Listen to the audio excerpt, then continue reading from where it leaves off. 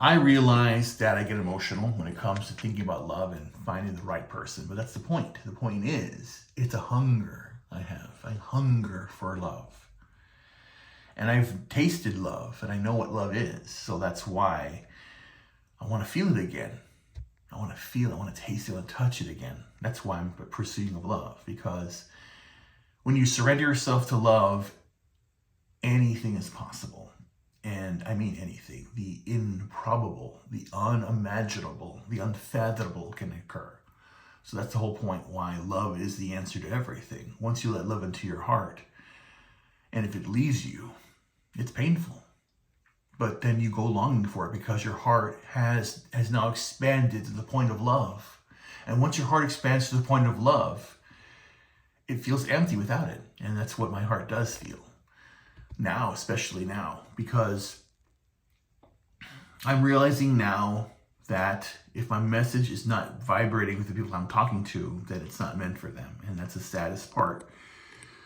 The saddest part of this whole thing is it's time to move on. If my message isn't being received, then it's being given to the wrong people. And unfortunately, it looks like the wrong people have been hearing the message, or at least not hearing the message. So that's the whole idea. They're not growing. They're not mature enough in the soul to understand. But it's okay. It just means I need to move on. So you'll probably see less of me from now on chat forums, because you're not going to find her in a chat forum. I'm going to find her out there in the world. So that's what I'm going to do. I'm going to pursue to be a good man, to do the things I always do. But the secret little mission I have is to find the one who looks like my soul and to connect with me. And I've met many women that are so close to it.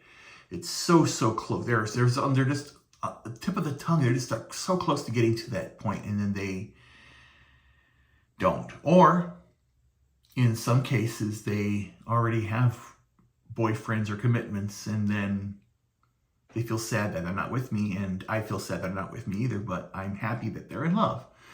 Because the most important thing in the earth is, if a woman you run into, you talk to her, and then she tells you about the love of her life, and that she's happy, or she's pursuing the love of her life, and it's not you, then you must let her go, because that's the most important thing. She must find her love, because that's the most important thing, because I too want to find my love, and that's the whole point. The whole point is, if somebody you love doesn't love you back the same way, and they're on the same different level, then you have to let them go. They must vibrate and be free. That's what I do. That's what I've learned to do, to let go, because if it matters, they'll come back. But then if they come back, I'm not the same place anymore. I've moved on. So that's what I have to do. I just have to move on. I can't be waiting anymore. And that's the metaphor. The metaphor in life is, I meet somebody and I see the potential in them, then I run. And that's kind of ironic. I run to the finish line and wait for them to show up. And I cheer. Or then the metaphor, which actually did happen one time, or I see them running and then I run along with them, but I'm not in the race. I'm just there cheering them on. And that's a godly love. And I did that. I actually did that. A friend of mine was going to run her first 5K. And I wanted to, but I couldn't because I had a bad leg. So I recorded her running the race. And I was there at the mile marker 1, mile marker 2, mile marker 3, and for the 5K or 10K, right? Whatever, 5K. And then when she was running the race, she would suddenly see me cheering her on at mile marker 1, then again at mile marker 2, mile marker 3, and you're going, wait a minute, Ruben, here. No one ever catches this thing. So you were videotaping your friend running their first 5K, and you ran ahead of them to record them on mile marker 1, mile marker 2, mile marker 3. And I would say, no, I didn't run. Oh, okay, good. I I limped. What?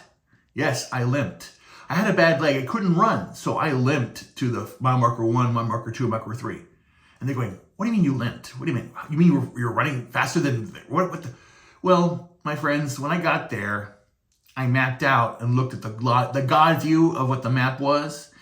And I pinpointed, based upon, because again, here's how dumb I am. Here's the dumbest motherfucker on the planet. My friend was running her race. And then when she was practicing for it, I was there helping her train, theoretically. I was doing other things, but I was always being aware of how fast her pace was and keeping note of it, and then making suggestions based upon what I saw on how to improve it. So I would drop little subtle hints to her. So when the day of the race came, I pulled out the map, then calculated based upon the time, how long she ran her race, where she would be. I do all this shit. This is fun. And so then, the day of the race, without her knowing, as soon as she started running, I started like running along with her until she ran away and she was laughing. And then I skedaddled. And imagine the cameraman skipping along. And